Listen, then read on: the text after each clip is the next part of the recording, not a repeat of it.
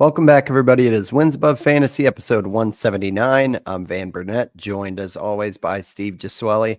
We are talking rookie stashes and sneaky values tonight. It's kind of a waiver wire special,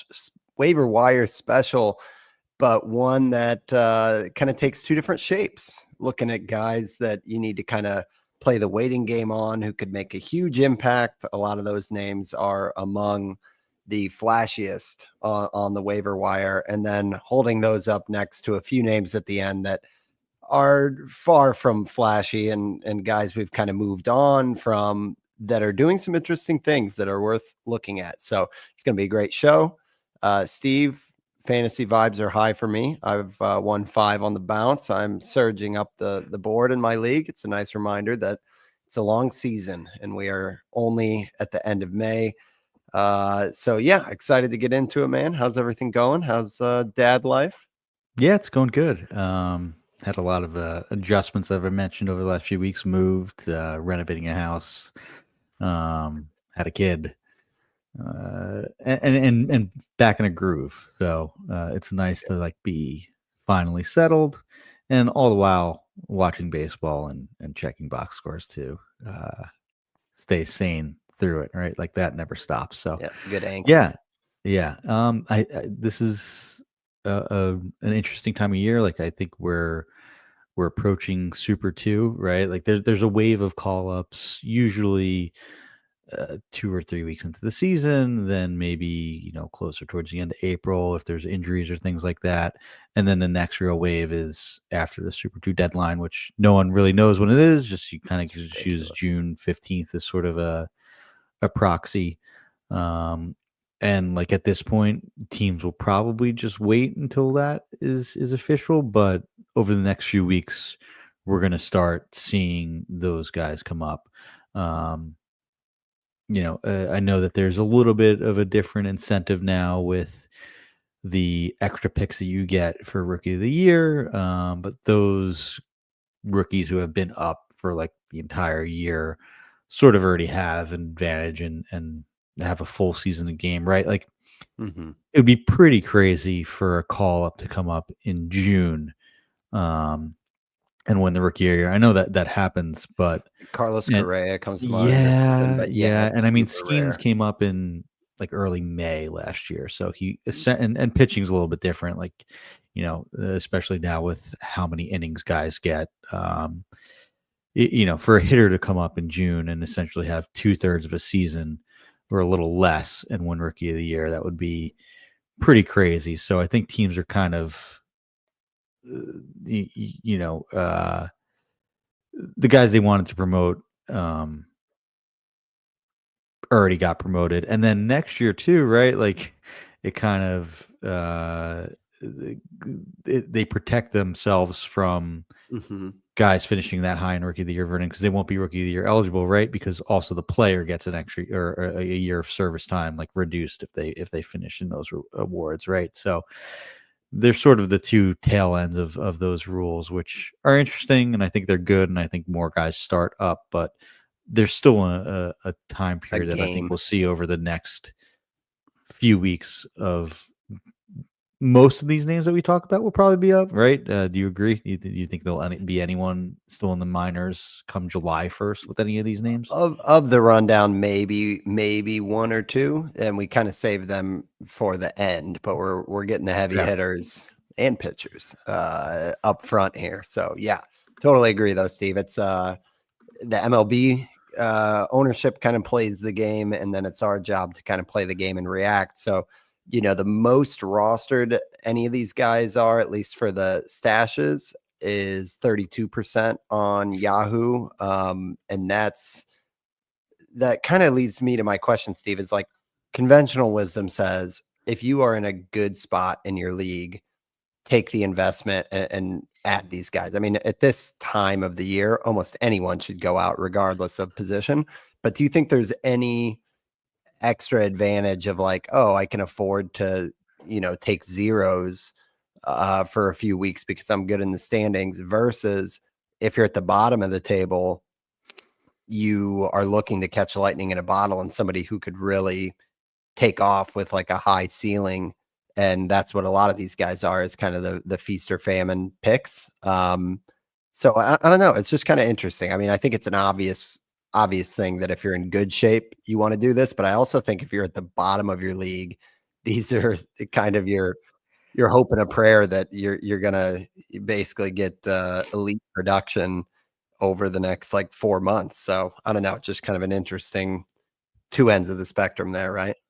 I think it's easier to do this in weekly in roto leagues. In head to head, it's hard because you need to win a matchup each week. You need to calculate moves and add a certain streamer or try to get a saves and um, follow closer monkey or Rick's closer list and pitcher list, relief pitcher chart to see who's available for a save, right? Like if a closer goes for 2 days in a row and you're down one in saves, like you can't be stashing a guy when you need to churn that roster spot to try and win saves or tie saves and head to head, right? Right. That being said, one of these guys that we talked about in my main head to head league, like we have a minor slot. I wanted another one of these guys that I rostered, and a guy for a week where I had a lead in a matchup and didn't think I would need ads or could sacrifice the roster spot because I had more starts than the guy I was facing and held on to one of these guys for a week. Like that's how good these guys are, and how impactful they can be in your leagues. In Roto, it's probably a little bit easier to do that, right? I mean, I know you have to chase categories in a different way, but you don't live and die each week with a matchup and It's fixed yeah, lineup. and Yeah. even in weekly leagues, like you have it if you have you could sort of apply 2 bench spots for an IL and a stash, and right if you're thinking that an IL guy isn't really coming back or has a setback, you could use one of those roster spots for these guys. Like these guys should be all owned. They are in all 15 team and FBC leagues. Like, and honestly, in most 12 team leagues, they should be rostered. In an FBC, it's a little different. Like they had to be drafted. Right. Like Or if they're not Jack available. Caglione didn't Right. get drafted in the 12 team league, he's not going to be in the player pool and he's not going to be available until he comes up. And then there'll be a gigantic fab period for that. So, it's definitely worth it, but especially in head to head, make sure you're taking care of yourself first, and then keeping them as a stash is sort of a treat if you can. But for the most part, yeah, these guys should be rostered, and the roster percentage should be rising as we It, sh- speak. it should. And getting into number one, and the highest rostership is Bubba Chandler. He's the one at 32% on Yahoo. And I mean, this one, Steve, is just, it's clear as day. It's a Super 2 situation. I know that they kind of fought with this with Skeens last year, and I think they lost eligibility, if I recall. Yeah, he Or won that rookie of the extra year, so they year. got the extra pick, and then but he'll get the service time. Right. But Chandler is just on Or you know what? fire. No, because he has to be on the opening day roster. So the Pirates screwed themselves last year. He wasn't on the opening day roster, right? You need to the rules for Right. MLB for the team to get compensation is you need to be on opening day roster, and he wasn't. And So he they wasn't. So royally they screwed. Yeah, lost on both fronts. yeah, Yeah, yeah. So nice work. so I Yeah, think they're overcorrecting here, but for good reason, I guess, as an organization. Chandler is on fire. I mean, he just looks ready to be kind of the Robin to Batman there, kind of in the way that we thought Jared Jones might be. But 61 strikeouts, Steve, in 43 and 2/3 innings. He is just lighting up the minors with a 2.27 ERA, a 108 WHIP. I know his prospect report talks about how like command and especially of the secondaries is something to like work on, but great fastball, great size as a pitcher. And certainly the results say that he's done with AAA. I mean, at this point, it's like you're just kind of wasting bullets with him down there. But in terms of kind of speculation timetable, he's the type of name that a lot of people think are going to get like a home weekend start. So there's some kind of murmurings about June 7th is a home start versus the Phillies. That would be kind of a tough welcome to the bigs. And then the 2 weeks later, the 21st against the Rangers. that would be tough to hold out that Yeah. long, because I feel like most people who have had Chandler have had him either since draft day or the past few weeks at least. But yeah, man, I mean, super exciting. Not even sure how much analysis if you want to jump in, other than the fact that like this is must roster. Like if he's available in your league, you got to change it, because he could be such a difference maker in a way that no one on the wire at this time of year could help your team the rest of the way. Yeah, I have no idea why he's not up. Like Skeens last year in 27 innings had a 43% strikeout rate and an 8% walk rate, a .99 ERA, and a .91 WHIP. Chandler's not that, but he's awfully close at a 35% strikeout rate, 11% walk rate, So the walks a 2.27 little ERA, 1.08. Yeah, the walks are a little bit high, but there's also automated balls and strikes in AAA. And I think they only do it on the weekend. So there's like 2 different zones. So that can inflate walk rates one way or the other. So it's a little bit concerning, and I think it's definitely a notch below Skeens, but I don't think that's like a knock on Chandler. Just looking at like the Stuff Plus, TJ Stats does a great job of um, uh, keeping track of AAA data and putting that together in a nice digestible format for us, and does Stuff Plus for all the guys at AAA level. And Chandler by far has the best Stuff Plus in the minors, and it's 4 pitches too. 114 on the fastball, 108 on the changeup, 111 on the slider, 102 on the cutter. And basically has just been, every time he pitches and does one of his awesome pitching reports, like what else does he need to do right. to be called up? It really is shocking that he wasn't I don't know why they didn't just start. This is a classic example of like you don't want to waste bullets at AAA. Like this guy's arm is ready. Like he should be getting pitching coaching at the big league level. Yeah, the walks are a bit high, but like also the Pirates clearly aren't ready. Like I think they went a month without scoring more than like 3 runs a game, which is absolutely insane. So like Right. what else do they have to do other than have a 1-2 of Skeens and Chandler? Like it makes no sense to me. But yeah, I mean, I guess at this point that's the only thing. Like maybe it is going to be 2 weeks, but he should just be slotted into rotation. Like Oh yeah. at any like who's blocking him?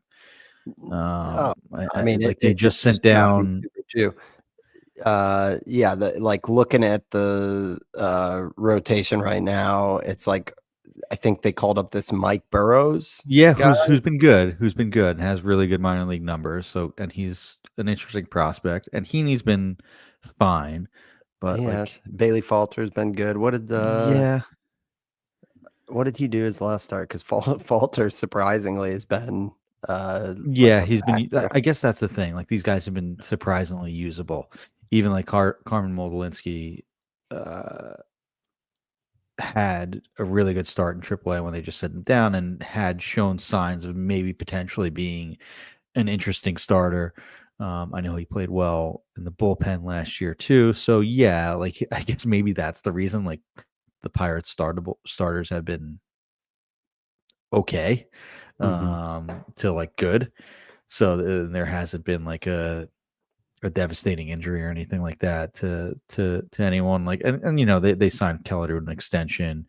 Um, but and I guess Burrows did have really good numbers at AAA too, and sort of deserved it in a way. He had a 32% strikeout rate and an Yeah, 8.5% walk rate, so yeah, he's fair, been good. fair. But But what are we talking about here? I mean, yeah, yeah, at this point, Bubba Chandler has been in pitching in the minors for 4 years in a row. Last year, he threw like 120 innings, so like he's built up. And I don't think anybody other than like Skeens and Keller is truly like blocking him. It's just if they want to move a piece or trade somebody to try to improve, like you said, Steve, like that super struggling offense that is just they're not competing the way that they thought they might. I think with like Reynolds has been bad this year to his standards. So like I don't know, they do have more pitching than hitting, that's for sure. But nonetheless, I think Yeah, Chandler is and such a these game guys like changer. Heaney will be a really attractive deadline piece. He's on a 1-year, $5.25 million deal, and is Yeah. pitching decently well. So I get it. You can't just remove him from the rotation. Same with Falter too, although maybe not for trade purposes, but he also is on a 1-year, $2.2 million deal. I just don't know how Mhm. interested teams will be in it. But hey, I mean, Falter as your 5-6, I'm sure there'll be some teams at the deadline that will be interested in that. So we're kind of talking ourselves into it, though. It's like, like what else does he need to do to be called up? And it's not much. Yeah, I think it's 2 weeks feels like it's like life's gonna find a way here. Over under And June 15th for I'll Will take the Chandler. under. I Okay. think it's already getting too loud, and just when you look, I mean, whether it's probably the most likely scenario is that Burrows gets kind of optioned down to just, it puts another young righty back up in there. And maybe it was just kind of like the cup of coffee for him. I know he is a little bit older, but at some point it's just getting ridiculous with Chandler. And I He's feel like, going tonight, Burrows versus the Diamondbacks, which is a tough challenge. I'm interested to see oh yeah, how yeah, that that's a good fares. one to Because if watch. that's like a blow up, then it's like, yeah, okay, maybe next turn um, could be Chandler's. Yeah. Yep. Okay. Well, moving along. Next guy we're talking about here is Jack Caglione for the Royals, who is listed as a first baseman, but obviously with Vinny P, especially Vinny P warming up, they're looking to get Caglione, who's a tremendous power bat, into the lineup. He's been playing some right field, and this is one 18% rostered in Yahoo, among the highest hitter prospects, not the highest. That's a guy we'll get to next. But Caglione has been insane, Steve. A 326 average, 996 OPS, 14 homers in 44 games. So this guy is, I think the pitcherless prospect to stash right up was saying he is a guy that legit can and has hit like 120-mile-per-hour exit velocity. Like this guy will be a loud bat when he gets the call. And yeah, they're trying to work him in with right field where he's not blocked at all if he comes up. And it seems like the Royals really need production right now with all the pitching injuries going on there. They're a team that I thought would be competing, and they're like 6.5 back in the division. So yeah, Jack Caglione, Steve. Unfortunately, this was our boy Waff listener TJ who pounced on this one in my league. So not available in my home league, but talk to me about Caglione. I don't want to say it feels like Vinny P over again, because I remember how pumped we were for Vinny when he was getting ready to be called up for KC, and it hasn't fully come to fruition. But I feel like this is another level of pop. So I'm excited for this one, even as a neutral.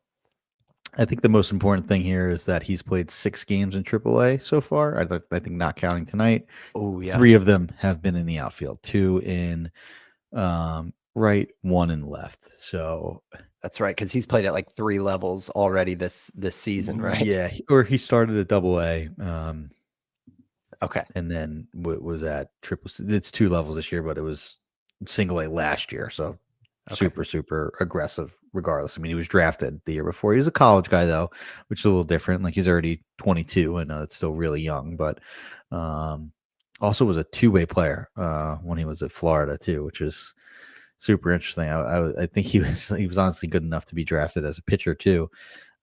It's just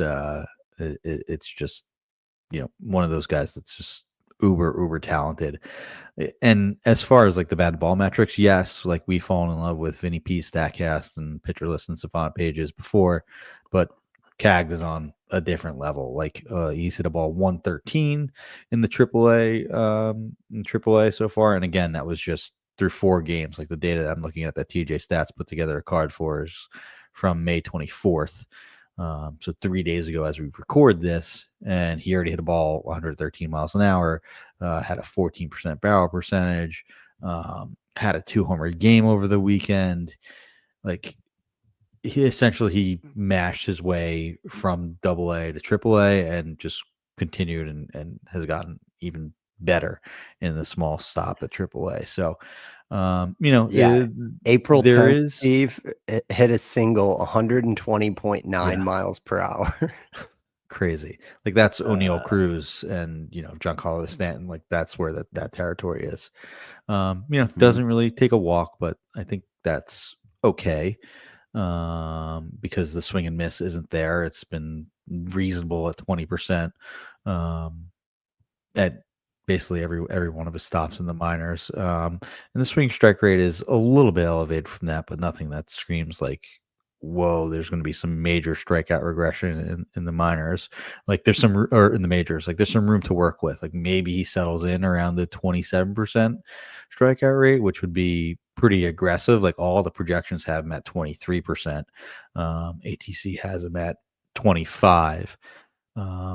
So to I think that's being a bit harsh on him, but my point is he hits the ball so hard that you could still live with that if the strikeout rate does jump that much. But yeah, this is like as far as like quality of contact, this is probably the best hitter that's down in the minors. Maybe not the best, most well rounded, or the best one. That's probably the next guy that we're going to talk about.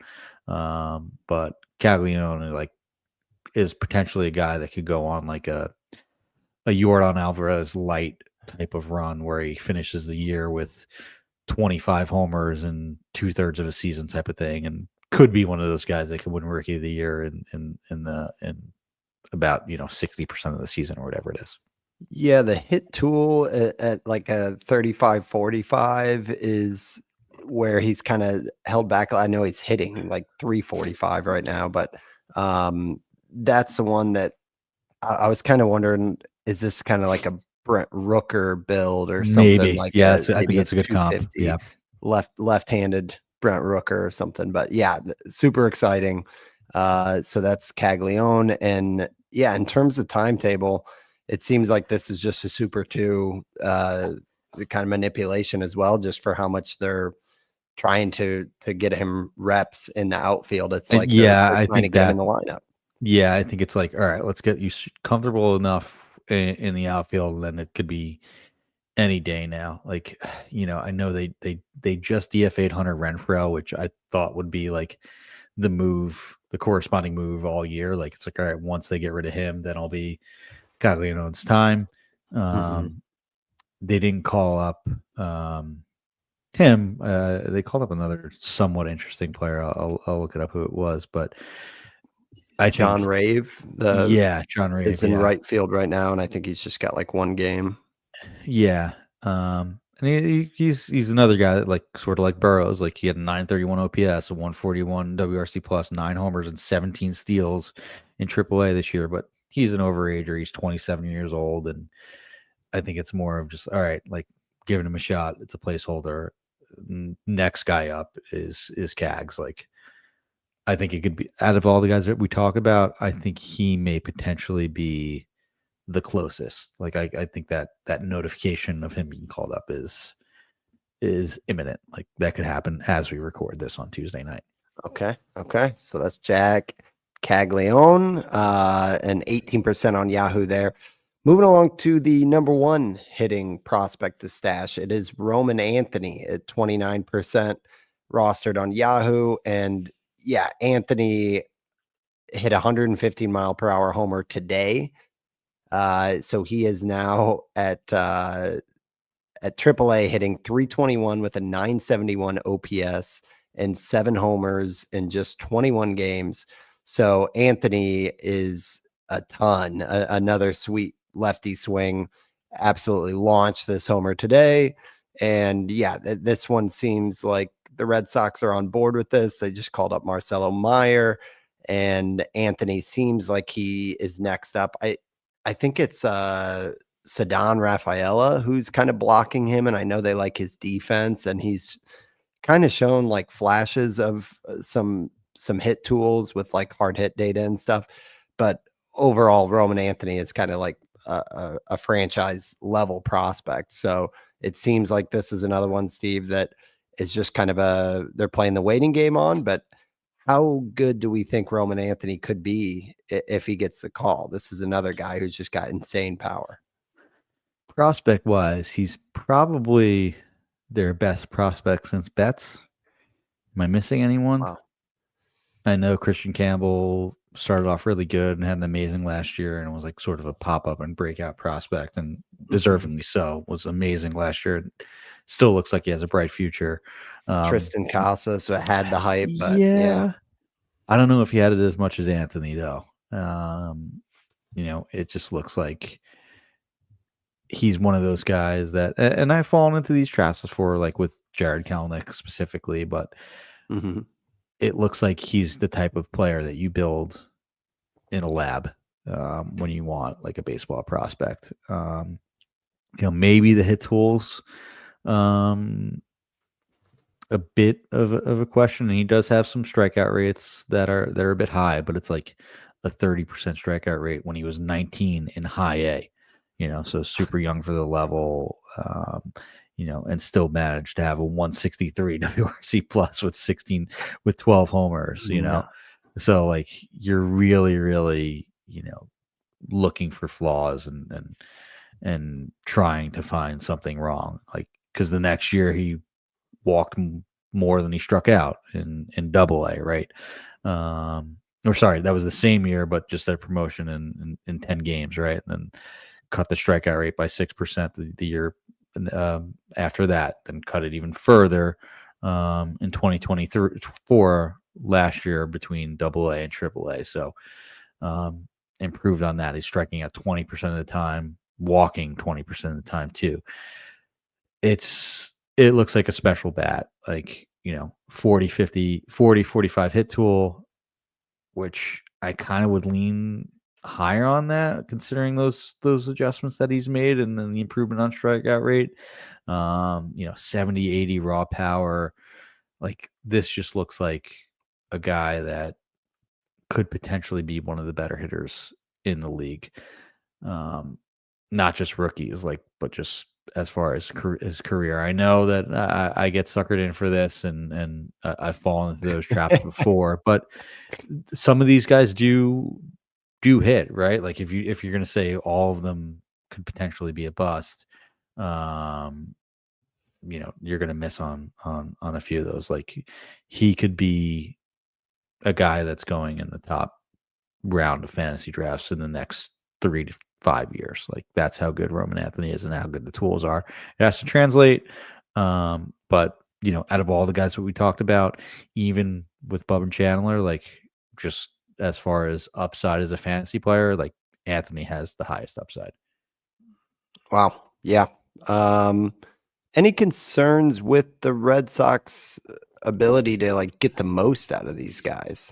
Just and that's kind of throwing a hot take out there, because you think about that for pitching more than hitting, but just with like Campbell and Casas hasn't really turned a corner. Like the Royals, while they're nowhere near the organization, like Witt was, and Witt was another one that was special, but Kelenic felt special as well. I know that's not the Red Sox, but Vinny P has been a success with like a lowercase s, but Witt has been huge. I'm just wondering, between Cags and Roman Anthony, like, if you lean a certain way, if you only had one prospect slot, which would you go with here? It would be Anthony for me. I think he's just on a level above. And the Red Sox, well, they've made some news with Devers and their treatment there, and I know that's a two-way street, and we don't know the full story. They've had success with Duran. That's true. That's a great call. Yeah. And even Campbell with his start, I know he's cooled off.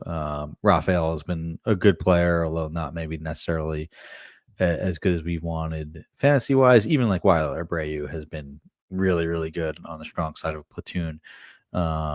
So it does seem like the biggest thing is, like, it seems kind of crowded right now, but the Red Sox are also sort of losing ground. They're now in third place and 7.5 back of the Yankees. I know they were, and 2 games under 500. So there may need to be a boost, and that may need to come in the form of Roman Anthony relatively soon, and they'll just need to find a way to get him in the lineup.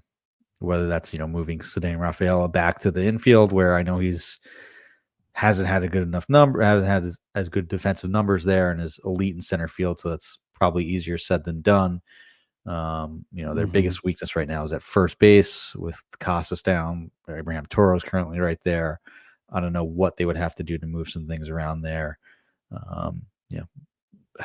It's tough, but they may make it work just because of how good this guy potentially could be. Hey, Devers wanted to play some infield, right? Get him over to Yeah, first. he And, did. Then he came out and losing said, spot. Right. They're jerking him around. Yeah, Right, exactly. yeah. All right. So that was Bubba Chandler, Roman Anthony, and Jack Caglione. We got some more pitchers we're going to talk about, but we're going to take our first ad break, and we'll be right back after this. All right, Steve. So probably the biggest waft name of the bunch so far, it is Andrew Painter, who we were all about, you especially, probably 2 years ago. And then last year we were extra in, and then the Tommy John came along. And because that was, check my math on that, right? That was last season that Painter got the TJ, right? So he got it 2 years ago, also missed last year. Oh, so he missed. So he took the long. Yeah, recovery. it's been a super long. Like he last pitched in AAA before this year. It was 2022. So he got in 2023, missed all of 2023 and 2024, and is now back. So it's been a while. I think it was 2023 that the hype train was huge on Painter. Correct. And then him being out, the long recovery. So I was mistaken on him coming back. But now there is a July-ish time frame being thrown out. The Phillies are talking about it. Again, they've got kind of a crowded rotation right now, but Painter himself is being worked up. I think as we record on Tuesday, tomorrow night on Wednesday, he is pitching again. They want him to get up to 85 pitches. And in 7 games so far this season, he's thrown 23 innings with 27 strikeouts, a 2.25 ERA, and a 1.11 WHIP. So I think so far so good for Painter.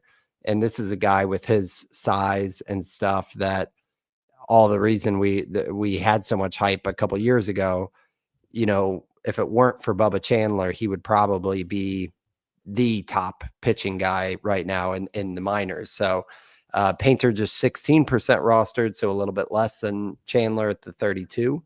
But what do we think on Painter here? Are there some reservations because he's been out, or do we think we've kind of seen enough with what he's done so far that this is like rush to add and stash because he could be a game changer? I think I would have the guy that we're talking about next above him, but that's just a little teaser there.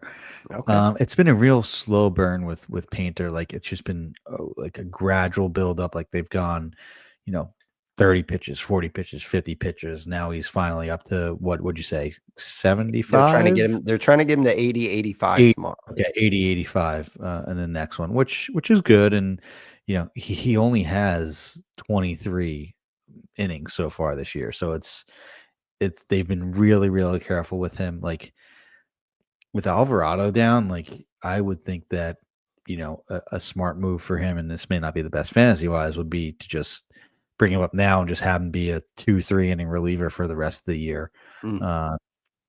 And like maybe he would force their hand, like sort of like the Spencer Strider did his first year, right? Remember Strider was pitching in like those 3-4 inning stretches after an opener. But I think they've had a plan. They see him as long-term as a starter. They want him long-term as a starter, and this is what they're doing and how they're building it up. And maybe we're sleeping on it a little bit because the numbers aren't as gaudy. Like we were super, super excited about him in 2022 because in 103 innings between 3 levels from low A to double A, he had a 39% strikeout rate and just a 6.2% walk rate. Like those gaudy, like the Skeens-esque strikeout to walk ratios there, right? Like that's why we were so excited about him heading into 2023. And they've been good, but they haven't been great. And you wonder if there's some sort of restrictions on there, and like the swing strike rate is still at 14%, which is really, really good. So it's exciting. And maybe I Kind of have fatigue overlooking it a that little he bit. shouldn't. And he's being overlooked a little bit. That being said, I think that maybe there is like the most solid plan with him, right? Like they've said July-ish time frame. Like maybe it's going to be okay, all-star break and go, and he's going to go every fifth day and have no restrictions and be sort of a league-winning pitcher in the second half. And maybe we're just sleeping on that because it's been so long. And I know that we tend to shy away from guys like the year after TJ, but this isn't the year after TJ, like right? It's 2 years after. Hmm. It just was super concerning that he didn't pitch last year, but maybe that's a good thing for him long term. So um, I guess I sounded a little down on him, but maybe I shouldn't be. I am in, Steve. Okay. I am excited. I think I've tried to hold judgment a little bit on minor numbers. It's like the kind of the Andrew Abbott thing that, like, Yeah. sometimes you see absurd strikeout numbers that don't translate. Like, I'm trying to hold out Mhm. with what we loved about Painter as the pitcher himself, and the Phillies have been obviously terrific, whether it's getting the most even out of Wheeler, but more recently like Jesus Luzardo, Sanchez. I know isn't all that we were hoping for in spring, but he's been great. I just think they do a good job with pitching. They fixed Eflin, so to speak. Um, and I'm an extension guy, and Painter's one of the things I loved about him is just even watching uh, his work on the mound, like that 6'7" frame, and having a fastball that even at 6'7" with his like 7-foot extension still sits like 96 to 100, touches 100. So I'm super interesting. That velocity has stayed since he's come back. So I hear you that it definitely feels like they are taking the ultra conservative route with him, and maybe that will be a little bit frustrating for like fantasy purposes. So I think that's a fair point. But in terms of the pitcher himself, I like what you said about the Strider thing. I could see with how like log jammed their rotation is, him coming up and being like, long relief. And even that is valuable for the stat lines. But, again, every every situation like this tends to present Yeah. opportunities, There'll be an and injury. There'll be something. Yeah. something. And I feel like the Phillies have even at one point done like a 6-man as well. I could be remembering that Yeah, because wrong, but Nola's due back too, but it's yeah, like, yeah, they've laid out a plan. Like you didn't hear this with any and really anybody else that we talked about. Like Bub Chandler didn't they didn't say, oh yeah, July-ish is what like the Phillies right, in spring training were like Andrew Painter's gonna be starting MLB games for us. It's just gonna be in right, the end of June, July. Um so like there is an actual timeline for Andrew yeah, Painter, and that is valuable. And this may be a reason to make his Yahoo rostership be a little bit a little bit higher. higher. Yeah, yeah. So that's Painter. Very exciting for Chandler and Painter. Those will be the types of starts, even if they're not on your team, you're going to be like tuning into the game, checking the box score. That's great for baseball. The next one, Steve, that you kind of teased out, Jacob Mizorowski, a Brewer. Mizorowski, yeah, I've heard Mizorowski, Roski on video, but Mizorowski, maybe the minor pronunciation was a Y- little yeah, off. yeah, I've always heard that with the Mizor, Polish influences, yeah, Owski. yeah, So maybe we'll start with Mizorowski, yeah. but 71 innings, or I'm sorry, 71 strikeouts over 56 and a third innings, a 1.60 ERA and a .98 WHIP. Another guy like Painter that's got tremendous size, 6'7", also hits 100 on the gun. Um, the caveat is it's the Brewers, and they just sent down Logan Henderson after he did about as good as you can do over like a 4-start stretch. So I think that is the question here, Steve, of like opportunity. And it's actually a great name to put right after Painter because they're very similar. So you could almost say, what pitcher do you like more? What situation do you dislike less? But yeah, I want to hear you talk about Mizorowski because it seems like you are in on him and just 8% rostered, so even less than Painter. Yeah, I've been absolutely enamored with Mizrowski. We'll say for now. There was tons of concern with the walks. It was pretty gaudy walk numbers last year. To start the season, he started 3 straight games with 3 walks or more. But then um, from April 22nd on, he only walked more than 2 batters once. And that was a 6 inning game where he struck out 5 and gave up 1 hit and had 4 walks. But there was a lot of ones and high strikeout numbers, right? It looked like something has clicked with his mechanics over the last few weeks that has made me super, super interested. I remember Mizrowski pitching in the Future Star game, I think 2 years ago, I think in 2023, and like he struck out the side and was this guy that, is he going to be a back end reliever? He has these really high walk rates. And that's sort of been the trend with him as a prospect over these last 2-3 years. But there's been a pretty massive improvement, right? Like a 10% walk rate may not look great on paper, but compared to the 13, 14s, 15s that he threw up the last few years across, 3 levels, 4 levels of the minors, that's something. And especially considering the shape of the season with his walks, where there's just been a gradual improvement, right? Like he hadn't walked more than, um, he walked 1 batter or less in every single game of the last 5 starts until yesterday on Monday when he walked 2 batters, but he still struck out 8 guys, and I think he only gave up 1 run. I think it's a matter of time. The 1.60 ERA is maybe a little bit misleading because there's an 89% left on base percentage and just a 9.8% homer to fly ball. And it's still just it's a 40% ground ball rate. So maybe there'll be a little bit more homers in the majors. And if those walks, happen in the majors, those solo shots become 2-run. But hey, he's also the kind of guy that can just strike out the world. Where he really hasn't had a strikeout rate below 30%, 31% at any stop in the minors. So it's super exciting. This stuff is absolutely ridiculous. I think he touched 103 with the fastball. If you're an extension guy, he's got 7'4" extension.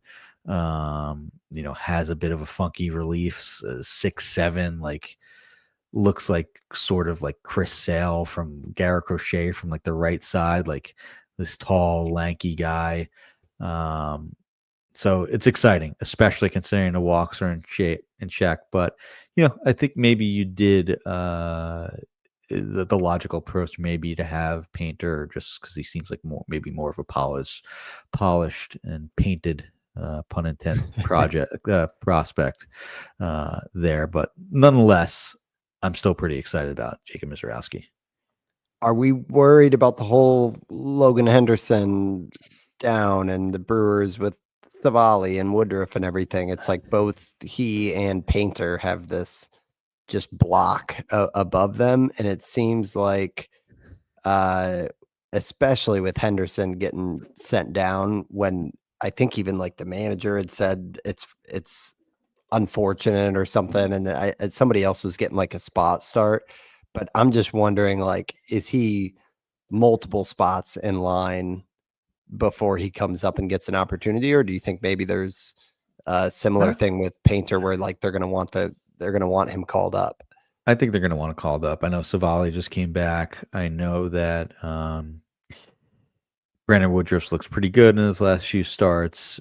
Quintana's relatively close. I think he wanted one more start. So it definitely is more crowded. And the fact that, like, again, the Phillies said they want Painter in the rotation by July. He'll probably be in the rotation by July. There's no such guarantees with the Brewers, but I still think that, Quinn Priester, maybe that's a gettable spot. Chad Patrick, I know his results have been good, but I think that's a gettable spot. I think that Henderson was sent down, but they still really only have 4 starters listed on roster resource. I think that was probably just a product of, hey, you have options. We need a bullpen arm. You'll be back for your next turn. That's still what, 3 guys for two potential spots in Priester and Patrick. Mhm. But again, these things tend to work themselves out as far as injuries or anything like that. But um, whereas I think Mizorowski could be any day, there's no guarantee of that. Painter, it's like, okay, it's July. Um, there's sort of a guarantee of that. Um, Still, I think that Mizorowski could potentially force their hand, especially with how good he's been running in AAA and the fact that he seemed to put his walk issues, at least in the short term, behind him. Yeah. Worth noting that there was a report from Milwaukee Journal Sentinel, J.R. Radcliffe talked about a promotion in the vicinity of June 6th, Okay. maybe in the mix. But I'm just curious. Like to me, Henderson is the question because, like, what do you do with a guy that's been that lights Yeah, out? you can't. He's got to start. He's got to start. So then it's just what are you doing with everybody else and people coming back? But either way, I think these are the types of talent where they're so good that you can't you kind of add and stash now and you figure that out as the weeks come because they're such loud prospects that either they have the plan officially laid out or they're going to be forced to just give them a run because of how much they're dominating. So yeah, that's a very exciting one as well. I think moving along here to the last pitcher we're going to talk about and the last prospect stash, Quinn Matthews, who we were all excited about. Me as a Cardinal fan, but Nick Pollock on pitcher list was very much in on Quinn Matthews. Loves the changeup, believes in the stuff, and he's a guy who has added velocity since getting to the majors, where he kind of was just a pitcher's pitcher throughout college and everything, and solid repertoire. But him adding the velocity kind of unlocked a lot of things. There was talk about could he break camp with the Cardinals, and then the Cardinals, kind of similar to who the heck were we talking about that's been finding? Oh, the Pirates. There's up and down that rotation, and the Cardinals are having a better than expected season. There's not like an obvious demotion. I mean, I think Andre Palante or something like that is understandable, but it's a little bit of the if it ain't broke, don't fix it with that rotation right now. He did have the left shoulder injury that was kind of the buzzkill because we thought Quinn Matthews would be a matter of like 3 weeks into April he would get the call, but he had this shoulder setback. He has since returned from that and thrown in 2 separate Florida Complex League starts, 5 innings, and gotten 8 strikeouts and 0 earned runs. So all looks good for Quinn Matthews if he has the runway. I know Michael McGreevy is another one who's kind of in the mix. He and Matthews seem like a nice little combo for the Cardinals, who desperately need some exciting pitching in the future. But will we see that now? TBD. McGreevy did get a spot start in early May. So yeah, it seems like it's a speculation one. Stevie's just 5% rostered, but the talent is promising and he looks like he's on the ascent. And the Cardinals have been doing a pretty good job with their pitching this year for guys who have a lot less stuff. So your thoughts on Quinn Matthews to kind of round us out here? There was a funny tweet I saw. I wish I saved it or sent it to you. It was basically just about the Cardinals as an organization. It was like the Cardinals, had amazing success with pitching, defense, timely hitting. Cardinal Devil Magic that officially ran out. They fired everyone, rehauled their player development program. Were bad, and then got good again with pitching, defense, timely hitting, and Cardinal Devil Magic again. Yes. Which is just pretty funny how that sort of worked out, right? Um, Again, like another like gettable rotation on paper, at least, like with Palente, Michael S. I know he's been decent. Fetty's been decent too. Liberatore has been awesome and a great breakout for them and a success story and sort of a cautionary tale of, we were Matthew Liberatore 2 years ago would have been on this rundown, right? Like we would have been excited for him in a sense. And then it just took 2 to 3 years for him to finally get there, right? I actually saw Liberatore on an interview on MLB Now, I believe, on MLB Network a few weeks ago, where he just talked about like a start that he had versus the Mets last year, where the Mets were humming. And he sort of just was like, all right, this start, I'm not going to worry about the results. I'm just going to throw my stuff in the zone. And like, he had a great start. And like, it was epiphany of him to like just pound the zone with his stuff and trust a few more of his pitches. And since then it's been great. Like, so sometimes that stuff just sort of happens to happen for these players as humans. Quinn Matthews, like another thing, like, looked like he was ready to break camp. Now he's hurt, had some bad results. Looks like he could be coming back, and it goes to show how easily we could forget about him, where we were super excited about him in spring training this year. And even just a few weeks later, the luster could have worn off. But it's definitely exciting. And I think one of the better pitching, like just last year alone, 143 innings, which is awesome, right? Like that had us excited because he had this super high workload, and of course it leads to an injury right away, right? So what does that show us? But a 35% strikeout rate, 8.6% walk rate, a 16.1% swinging strike rate across Double A and Triple A, or across 4 levels last year. Just absolutely bonkers swing and miss stuff. So pretty exciting. I think this may be the toughest rotation to correct.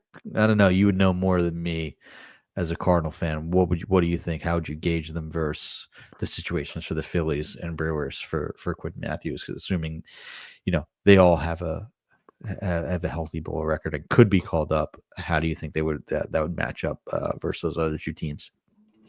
Yeah, it's kind of a conundrum because it's like even when Fedde came in, it was like, oh, is he going to be like a trade piece?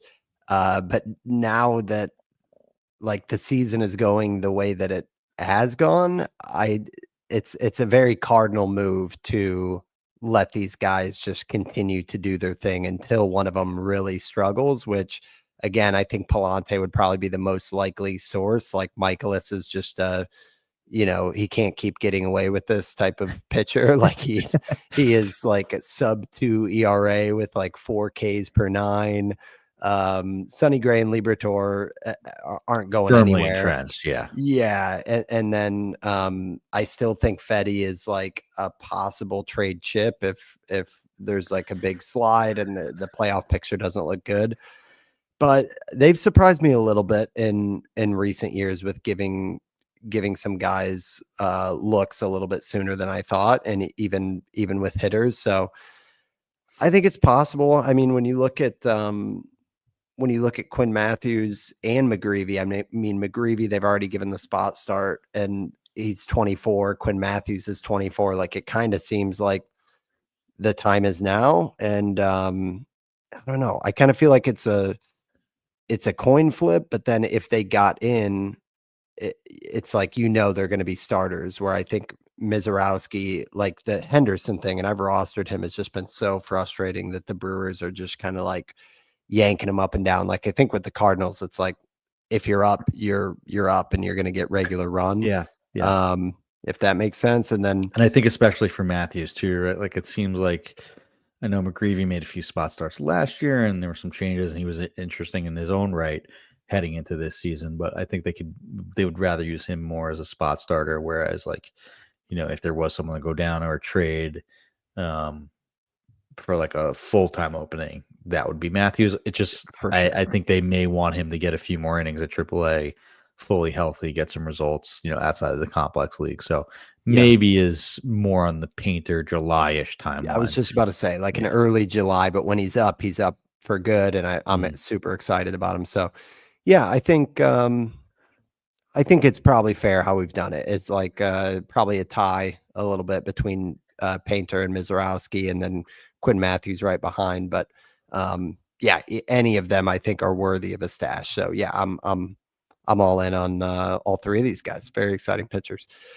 We've got the tail end of the show, which we could go through quicker, but it is the sneaky values section, which is the complete opposite in terms of the name hype versus the production that they're bringing us. but we're going to get to these after our second ad break. We'll be right back after this. All right, so Steve, we got a couple Miguels out of the gate. And I was laughing doing the rundown, like, is this a 2021 rundown or 2025? It feels like Miguel Vargas and Miguel Andujar were names that we've talked about kind of in the first 50 episodes of our show, now that we're at 179. But Miguel Vargas for the White Sox is doing some interesting things the past couple of weeks. The 302 average is one thing because the hits come and go, but 1,000 OPS thanks to 5 homers in the past couple of weeks for Vargas. He's hitting third every day in the lineup. He has 7 multi-hit games in May, including a 2-homer 4-for-4 game at Wrigley. I'm kind of interested here in Vargas because talk about post-hype bounce back. It's hard to get too hype on a White Sox, but Vargas is one that we really like the plate skills. We like just his ability as a hitter. And now for the first time, it looks like he's putting that power piece together and a good spot in the lineup, even if a bad team. So what do you think about Vargas here? And then we'll get to Miguel Andujar, who's an interesting one right now as well. I really like Miguel Vargas as a prospect. I remember him in spring training as a Dodger, hit a bomb off of Shane Bieber, like peak Shane Bieber, like coming off of that Cy Young year when he was just so electric in the shortened season. I think it was 2022 or 2020 around then. And was super excited and thought, this was the next great Dodger hitter that was coming up, and it really never came to fruition. He came up super early, had some games at 22, played 18 games, right? Had some really strong seasons in the minors of basically, being 40% better than league average as far as WRC plus for several levels from basically 2019 all the way up to 2022, like seemingly show that he could do that he could do anything at that level. Like he had 23 homers in 2021, 17 homers with 16 steals in 2022. Like this was a big prospect, and it really just did not translate, like almost to like a Kelnick level, right? And it just looked pretty bad, and there really wasn't much to grasp onto. Like it was a higher than expected strikeout rate. The quality of contact was just super, super low. Like he had a 26% hard hit rate last year, and struck out only 24% of the time. So that's a lot of balls in play that were hit softly. But this year there's a lot more to like. He improved that hard hit rate to 43%. He improved his barrel rate to 10% from 4.6%. Like this is all really exciting and more than passable when he's only striking out 17.6% of the time. Like that's going to translate into stretches where you hit 300. That's going to translate into more than expected power, which, rest of the season, all these projection systems have him from 10 to 14 homers. Like that gives him a shot at 20.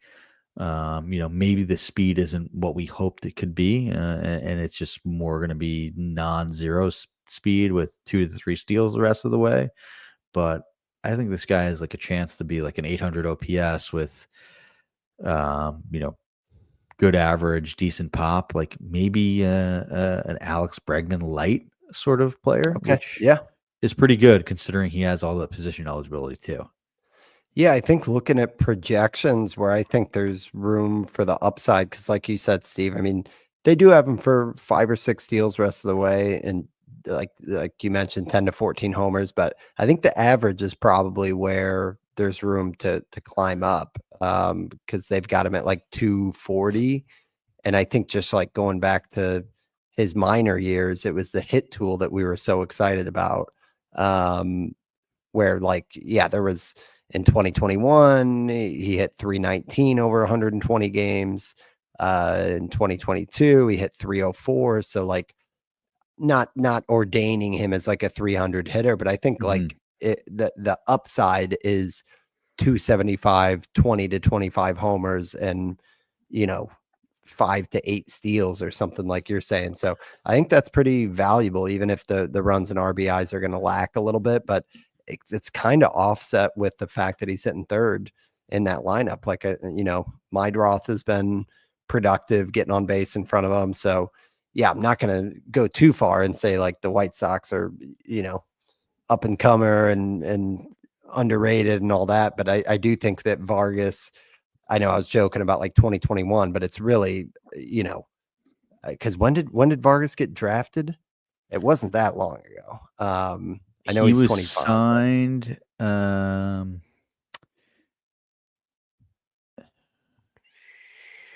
Let's see. Oh, I guess it was all the way back in like 2018 was when he was in the minors. Yeah. So he has been around for a while, to be fair. Just super young. But yeah, MLB debut was in 2023. So, or I'm sorry, 2022. So we haven't seen more than 80 games from him at any stop. And yeah, now it looks like he's finally like settling in, and the bar is pretty low. So maybe he just needed kind of that pressure to come off. So yeah, I think Vargas is a really interesting one. Moving to Andahar, had to throw him on here just because he's hitting 318 with the 778 OPS. And yeah, they're moving him around the diamond, so he's pretty much playing every day, hitting fourth or fifth, third base, DH, right field. And Andahar, I know it's much more than Vargas. You have to kind of look back at the glory years, but I feel like he was kind of gosh, who did we have on the show last year?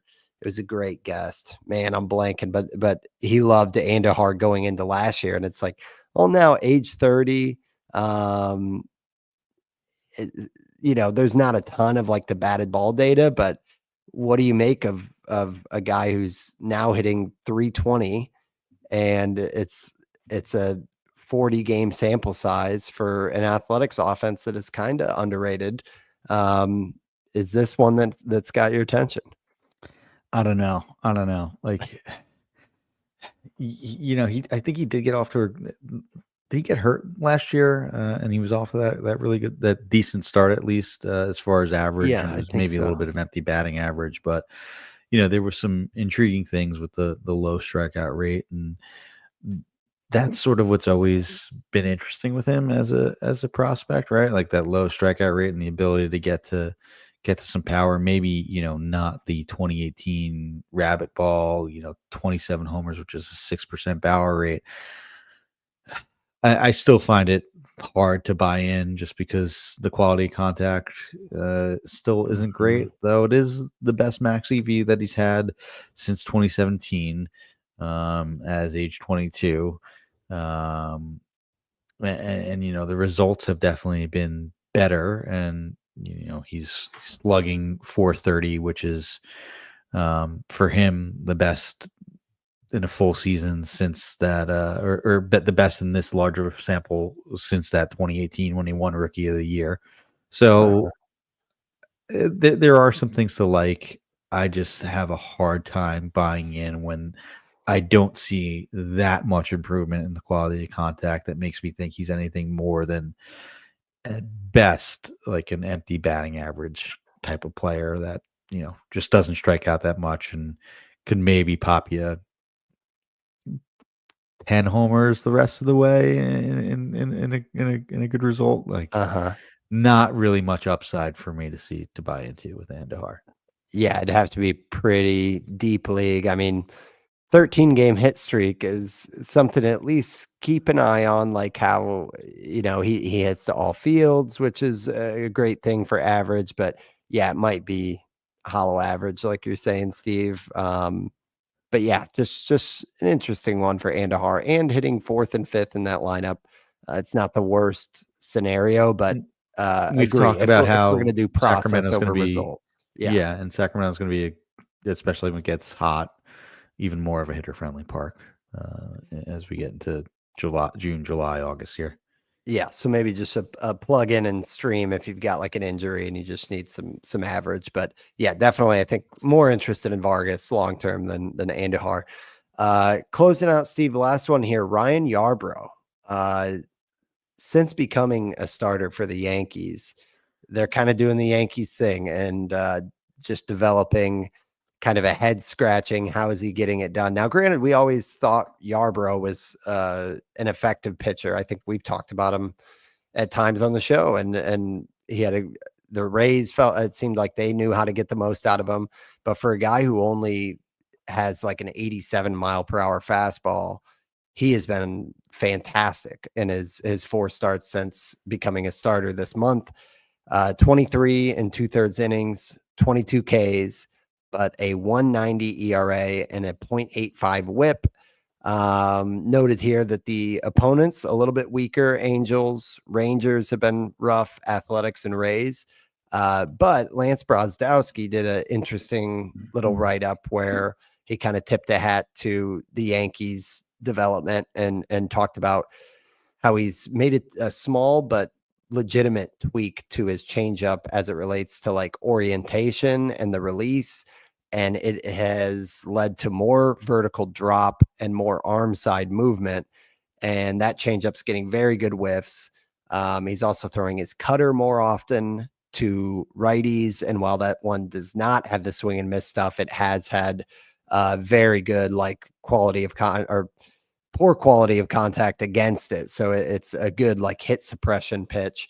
And yeah, it's just, a little bit of the Yankee magic, if you will, where we think back to like the Nestor Cortez of years past. Like, could they be doing something similar for Yarbrough, who's just 23% rostered?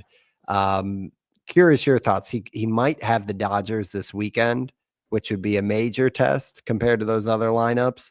But with a pretty good situation in New York and an established, albeit old, aging pitcher, this one has my attention, at least for watch list purposes. But where are you at with Yarbrough? Yeah, I think it is interesting, just because it might be one of those things where, like, oh no, this can't be happening. Like, sort of like how Nestor Cortez was. Like, who is this guy that's throwing 80 poo? And then he was a good starter for a few years, right? Like, the Yankees may get the most out, or seemingly get the most out of these type of guys. Like, they do have a tremendous pitching lab, and these changes that they made that Lance highlighted seem legit. I don't think he's an absolute must go out and add. But I do think that now he is potentially like a streaming option. Right. Whereas before, like, I would never even considered him, at least over the last few years, or since he's been, his heydays in Tampa Bay, when he was actually a serviceable pitcher for a few years back in, 2019, when he had a .999 WHIP in 142 innings, and was actually serviceable. But that being said, it is pretty tough with the Dodgers and then Boston next.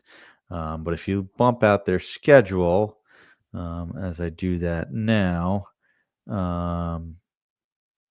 there could potentially be some uses for him, and I think that these changes that the Yankees made with him are exciting, and these teams that the Mets, the Yankees, the Dodgers, the Brewers, like, any guy that they have out there, like, with the right changes, seemingly can click. Like, that's how good some of these organizations are with pitchers. And there's a lot of sharp guys in the industry that are able to catch on to these changes. Lance can see these orientation grips and highlights these pitch mix moves and gets granular with them. Nick watches every single start of every single pitcher and breaks them down and knows exactly what's going on. And we'll say it's sort of a Vargas rule potentially, but there also could be some legitimate changes to him too, and there's a lot to get excited about. So it's basically a hat tip to how good pitch design has come. That guys that we think had, like, Ryan Yarbrough would be the last person that I would think could actually provide useful fantasy outings. and he has recently with the Yankees, which is Right. absolutely just incredible to say in 2025. But here we are.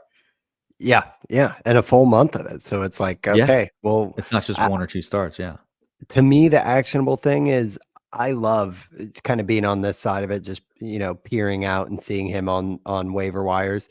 It's more of the rest of your league is probably saying it's just Ryan Yarbrough. So take a mental note I that mean, some I still am. changes.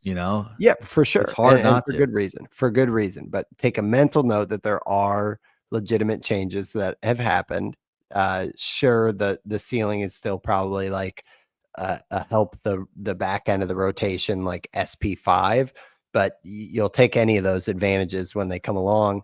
And if he gets through that Dodgers, like if he does get rolled out against the Dodgers and comes out unscathed, I think I might be to a point, or if he looks really good and the strikeouts are, at like a strikeout per inning, low runs, then it's got my attention as like, okay, this might actually be a sustainable thing that near the end of the year, we're like, oh man, who would have thought Ryan Yarbrough? Like, he could be whatever, the next like Seth Lugo or something where it's like a guy that was not on our radar is just Mhm. suddenly put into kind of a fantasy stud season. So yeah, I don't think for the record that we're ready to go there yet. And it's not like the upside is going to be lights out from like a strikeout standpoint. But yeah, I am happy to see him get a couple of tough tests, because if he comes through the other side of that, then I'll be like, okay, I think it's time to view him as like a stabilizer for the rotation. So,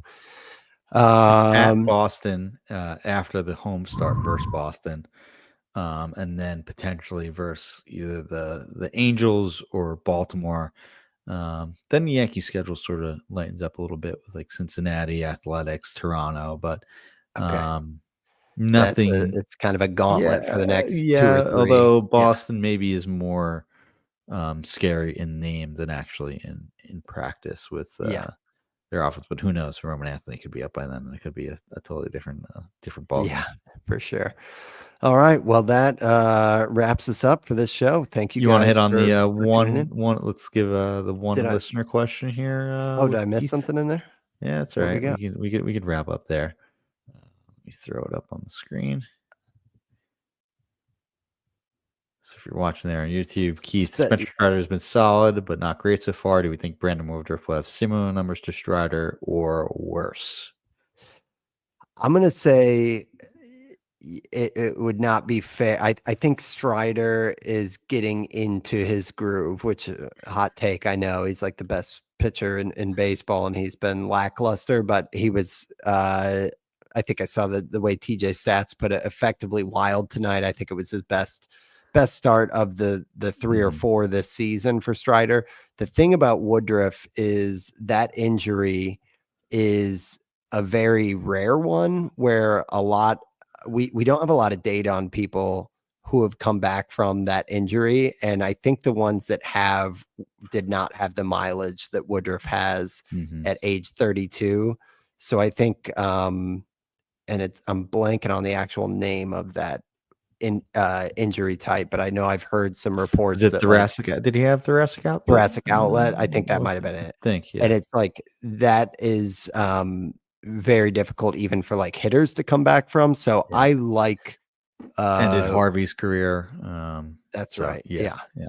So I think it's just smarter to proceed with caution. Like I wouldn't expect that he's going to come back and take two starts and then start clicking in like it looks like Strider is doing. But I still think Woodruff is in the same breath as like a lot of the names we mentioned tonight, that like he's the mystery box where it could be great, and if it is, you can ride that all the way through the playoffs in your league. But um, I think you have to also be prepared mentally for the other range of outcomes that you're ready to drop them in two or three starts, which I don't think is remotely in the realm of possibility for Strider. So I don't know if you got any thoughts on that one, Steve. The results look good for Woodruff. 2.43 ERA, 1.21 WHIP, 3.18 FIP. The xFIP a little bit higher at 4.15. I think the velo was the The velo. velo is down. The swing strike rate is down. The strikeout percentage is down. So I don't think we're going to get, peak 22 Brandon Woodruff, or even 2023, when before he got hurt in 67 innings, had a 29% strikeout rate and a 2.28 ERA. Like, I think those days are gone, and we just haven't seen Woodruff succeed being like a lower stuff guy, and I don't know if I want to be the one to be stashing him to find out if it's going to work. It may very well, it may work very well, or very well work, but you know, I'm not too encouraged by a 22% strikeout rate and 29 minor league innings with a 10.7% swing strike rate, when he routinely ran 15% swing strike rates in the majors when he was a stud. I know that's not necessarily a fair bar to hold him against, but I don't know if Woodruff will ever be back to what he was. It is a tough injury to come back from.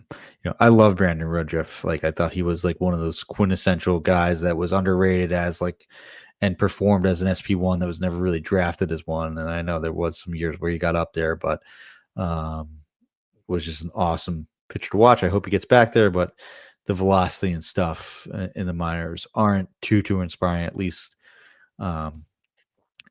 comparative to what he once was as a pitcher. But who knows? Maybe he'll, if he gets 60 to 70% of the way back there, like, that's going to be good.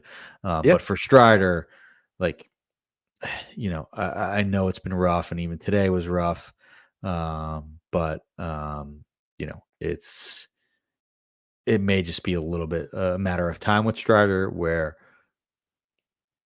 Woodruff, I don't know if he'll ever get back there. I have much more confidence in Strider is the way to answer that question. For me. If you got Woodruff, definitely handcuff Jacob Mizorowski, because then it's just kind of a win-win situation there with that rotation. So thank you for the question, and thank you guys for tuning in. We'll be back next week as well on the live stream, and also on the podcast. We're weekly throughout the full season, so feel free to fire away on Twitter, Blue Sky, email, any of it if you guys have any topics. Otherwise, hit the chat up as well. So thank you all for tuning in. And Steve, it was great being back on. But until next week, thanks for talking baseball with us. Thanks for listening, guys. Later.